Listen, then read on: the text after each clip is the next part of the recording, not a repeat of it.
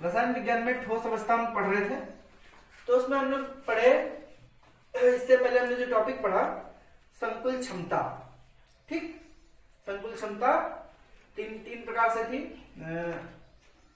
घनी संकुल क्षमता, बॉडी सेंटर क्यूबिक क्रिस्टल में संकुल क्षमता और फेस सेंटर क्यूबिक क्रिस्टल में संकुल क्षमता। अब आज का हमारा टॉपिक है, नेक्स्ट टॉपिक है ठोसों में अपूर्णताएं अथवा दोष। जो ठोस होते हैं उनमें क्या अपूर्णताएं हैं और क्या दोष है, अगर दोष है तो उसको क्या कहेंगे, कैसे पढ़ेंगे, क्या करना है, ये सबको पढ़ना है। तो रीजन ये है, सामान्य ताप पर क्रिस्टल संरचना, सामान्य ताप पर क्रिस्टल संरचना जो होती है अव्यवस्थित हो जाती है। सामान्य ताप पर जो क्रिस्टल संरचना है वो अव्यवस्थित हो जाती है। इसी प्रकार कभी कभी अशुद्धियों के कारण क्रिस्टलों के अवयवी कणों की, जो क्रिस्टल होते हैं उनके अवयवी कणों की क्रमबद्ध व्यवस्था बिगड़ जाती है, मतलब अव्यवस्थित हो जाती है। ठीक, तो जिसमें अपूर्णता या दोष उत्पन्न होता है। जब क्रम व्यवस्था बिगड़ जाएगी, जिसको जहां पे होना है वहां पे नहीं है, ठीक, तो क्या व्यवस्था बिगड़ गई। ठीक, तो जब व्यवस्था बिगड़ गई तो क्या है, उसमें अपूर्णता या दोष हो जाता है। जिससे मान लो कक्षा 10 के बच्चे बैठे हैं, कक्षा 12 के बच्चे बैठे हैं, ये क्लास कक्षा 12 है, ये कक्षा 10 है। अब ये कक्षा 10 वाले बच्चे, 8 बच्चे इधर बैठ जाए और 12 वाले इधर बैठ जाए, ठीक, तो क्या इसमें क्या हो गया, दोष हो गया। इधर के बच्चे इधर आ गए हैं तो बच्चे, मगर इधर वाले इधर आ गए, इधर वाले इधर चले गए। तो रीजन क्या है कि अपूर्णता मतलब होता है दोष, मतलब किसी चीज में कमी जो हो जाती है उसे हम कहते हैं क्रिस्टल दोष। ठीक, तो इसमें दोष को देखने के लिए क्या है, किसी क्रिस्टल में परमाणुओं के पूर्ण रूप से नियमित क्रम से कोई विचलन, ठीक, या अपूर्णता दोष कहलाता है। या उनका क्रम बिगड़ जाए, उनकी व्यवस्था बिगड़ जाए तो इसको हम दोष कहते हैं। अब इसमें बात कर लेते हैं दोष होते कितने प्रकार के हैं। तो जो ठोस के दोष होते हैं, ठोस के जो दोष होते हैं वो दो प्रकार से होते हैं। एक होता है बिंदु दोष, बिंदु दोष, और दूसरा होता है रेखीय दोष। दो प्रकार के दोष होते हैं। अब बात कर लेते हैं बिंदु दोष होता क्या है। तो एक क्रिस्टलीय पदार्थ में एक बिंदु, जो क्रिस्टलीय पदार्थ होता है, क्रिस्टलीय पदार्थ में एक बिंदु अथवा एक परमाणु, क्रिस्टलीय पदार्थ के में एक बिंदु अथवा एक परमाणु के चारों ओर की आदर्श व्यवस्था, जो क्रिस्टल है, मान लो ऐसा क्रिस्टल है NaCl, इस टाइप से क्रिस्टल है, ठीक, तो इसके चारों ओर की जो व्यवस्था है, आदर्श व्यवस्था, अब इसी में अनियमितता आ जाए, ठीक, NaCl है, NaCl के बाद NaCl लगातार आ रहा है, इसमें कोई अनियमितता आ जाए, तो जो अनियमितता आ जाती है या विचलन हो जाता है तो उसे कहते हैं बिंदु दोष। बात समझ में आई? क्या हमने बताया कि एक क्रिस्टलीय पदार्थ में एक बिंदु अथवा एक परमाणु के चारों ओर की आदर्श व्यवस्था में अनियमितता आ जाए या अनियमितता हो तो उसे कहते हैं बिंदु दोष। बात समझ में आई? अब बात कर लेते हैं रेखीय दोष की। रेखीय दोष क्या होता है? तो जालक के बिंदुओं की पूरी पंक्ति में, जो जालक के बिंदु हैं उनके पूरी पंक्ति में कमी आ जाए, जिसे NaCl लिखा है कि पूरी पंक्ति में, इस पूरी पंक्ति में अगर अव्यवस्था आ जाती है, पूरी पंक्ति में अव्यवस्था आ जाती है तो इस प्रकार के दोष को रेखीय दोष है। ठीक, यहां अब जो हमारा टॉपिक है ठोस के इंटर क्लास में ठोस अवस्था, तो यहां पे सिर्फ हमको पढ़ना है बिंदु दोष, रेखीय दोष का अध्ययन नहीं करना। बात समझ में आई? तो हम बिंदु दोष पढ़ेंगे। तो बिंदु दोष की परिभाषा देखते हैं, बिंदु दोष है क्या। ये तो हमने बताया, बिंदु दोष क्या बताया था कि एक क्रिस्टलीय पदार्थ में एक बिंदु अथवा एक परमाणु के चारों ओर की जो आदर्श व्यवस्था है उसमें अनियमितता आ जाए या विचलन हो जाए तो इसे बिंदु दोष कहते हैं। अब बिंदु दोष होता है दो प्रकार का, स्टाइकियोमेट्री दोष, ये भी दो प्रकार का है, स्टाइकियोमेट्री दोष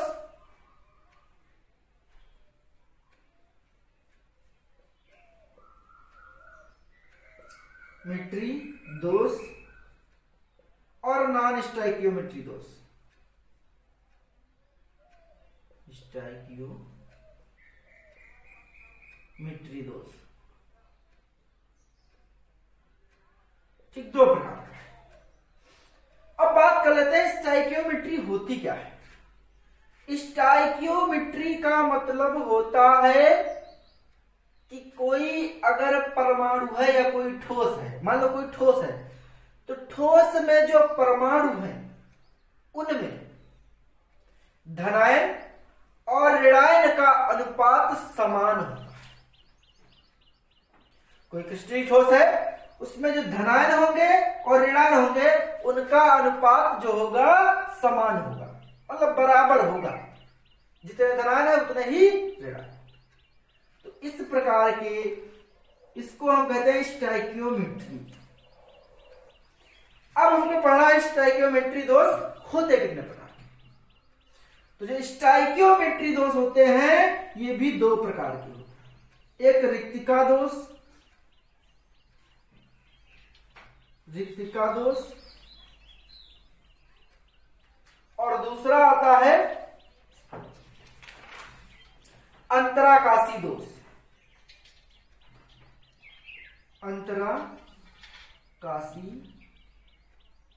अंतराकाशी दोष। जो स्टाइकियोमेट्री दोष है वो दो प्रकार का होता है, एक होता है रिक्तिका दोष और दूसरा होता है अंतराकाशी दोष। अब बात कर लेते हैं हम रिक्तिका दोष की। तो रिक्तिका दोष का मतलब यह है कि जब किसी जालक से जालक बिंदु या जालक स्थल रिक्त हो, जब किसी जालक, मतलब रिक्तिका दोष की बात कर रहे हैं, जब किसी जालक से जालक बिंदु, जब किसी जालक से जालक बिंदु या जालक स्थल रिक्त हो, अर्थात कहने का तात्पर्य यह है कि अवयवी कण निर्धारित स्थान से बाहर निकल जाए। अवयवी कण जो हो उनका जो निर्धारित स्थान है वहां से बाहर निकल जाए तो उत्पन्न दोष को रिक्तिका या रिक्तियां दोष कहते हैं। ठीक, इसमें होता क्या है, पदार्थ का घनत्व तो कम हो जाता है। जैसे देखो ये कुछ बिंदु है,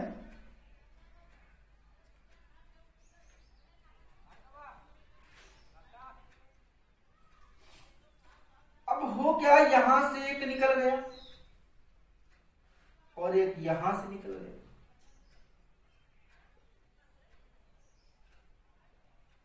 तो इस टाइप के दोष को क्या कहेंगे, रिक्तिका दोष।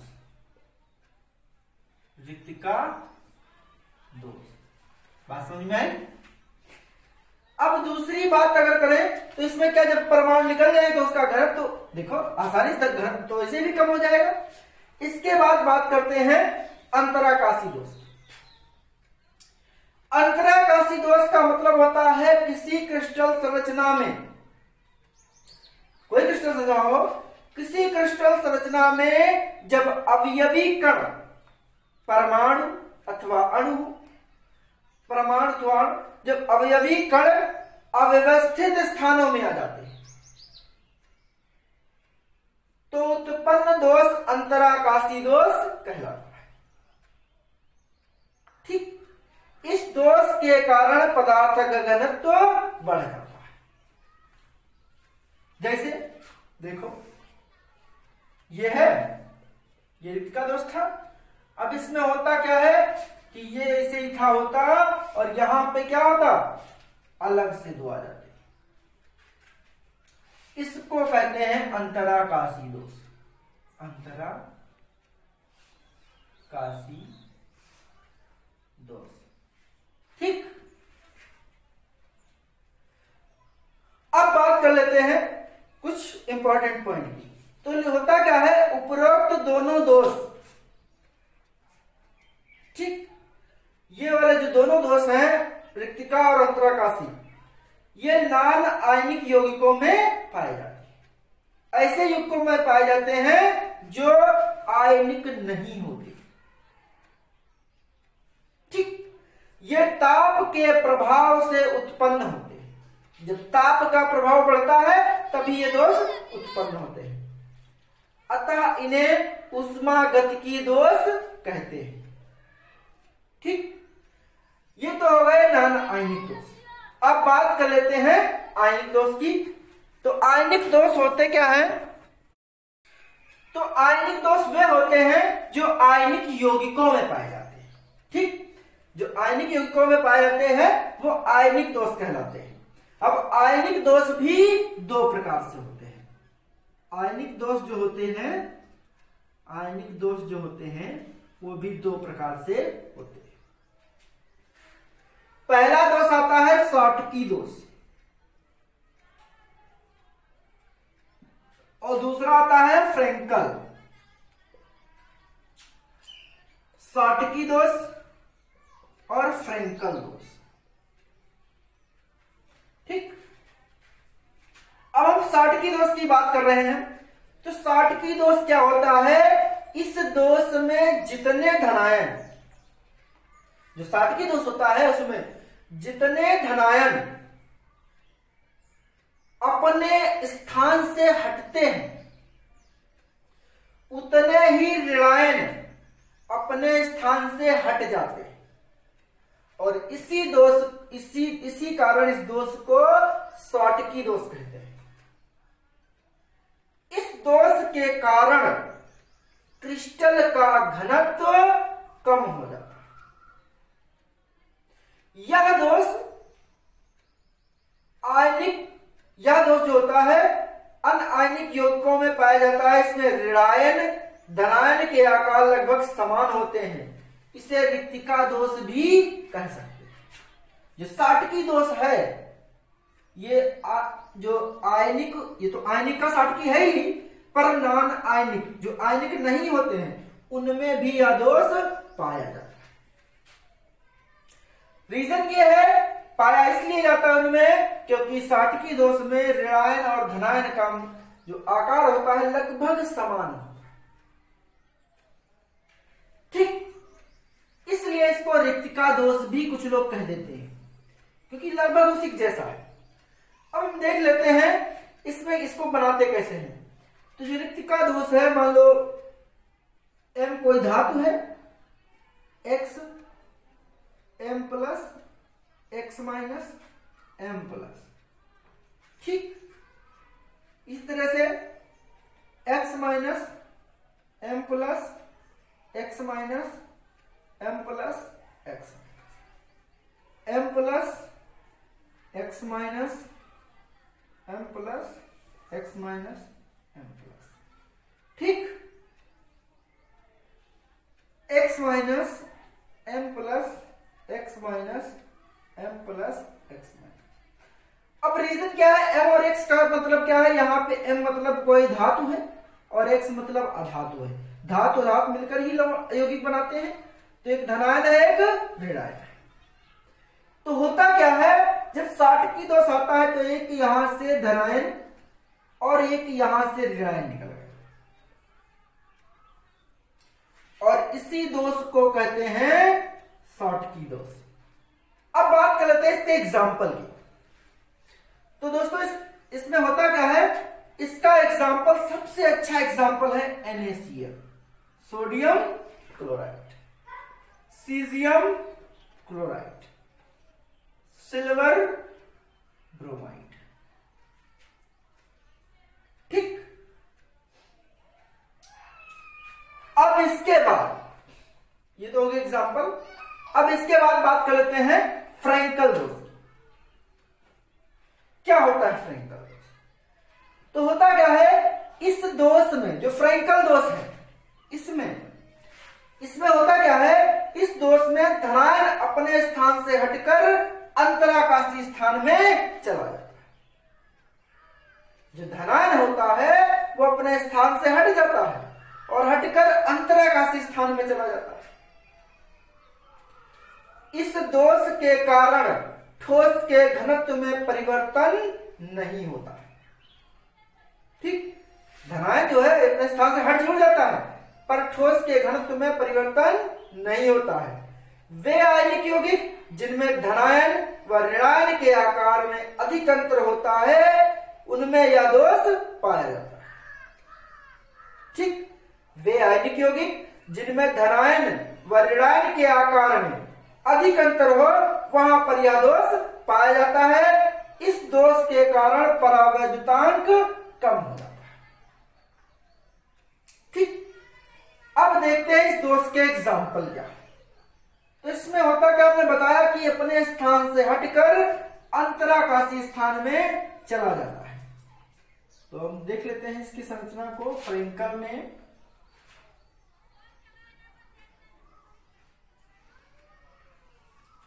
x माइनस, यहां से m प्लस गायब हुआ और ये अंतराकाशी स्थान मान लो है, तो यहां पे m प्लस आ गया, इसीलिए इस दोष को क्या कहते हैं, फ्रैंकल दोष। ठीक, यहां धनायन गायब हुआ और गायब होके कहां गया, अंतराकाशी स्थान पे आ। बात समझ में आई?